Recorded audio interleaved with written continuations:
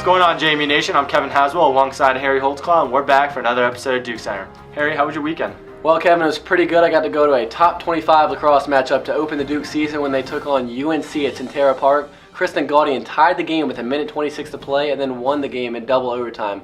Games don't get better than that. The Dukes will take on Virginia Tech this next week to back up that win, and they're now 8th in the recent lacrosse poll that just came out today. Wow, what an impressive outing for JMU lacrosse. Let's take a look at the rest of the JMU sports. The JMU men's basketball program postponed both of its games this past week over concerns over the mumps virus. The Dukes have 3 games this week, starting on Tuesday when they will play UNCW, followed by College of Charleston on Thursday and Towson on Saturday.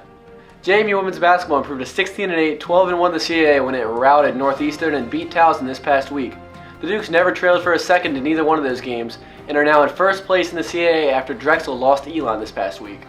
JMU men's tennis went 2-0 this past week, taking down Hofstra in Delaware. The Dukes are now 4-1, 2-0 in the CAA on the season. JMU women's tennis this past week and defeated Navy and Howard to improve to 5-0 for the first time in over a decade. In the win against Navy, they lost their doubles points but rallied for 4 singles victories to clinch a 4-3 victory. JMU softball went 3-2 south of the border this weekend in a tournament. Odyssey Alexander, Morgan Toll, and Peyton Bursch were all named to the all-tournament team. This was the first look that JMU Nation had of the softball team without Mickey Dean and senior pitcher Megan Good. JMU track and field competed in the David Henry Invitational this past weekend at Boston University. Senior Deanna Forbes continued her impressive senior campaign when she won the 60-meter hurdles yet again with a time of 8.55 seconds.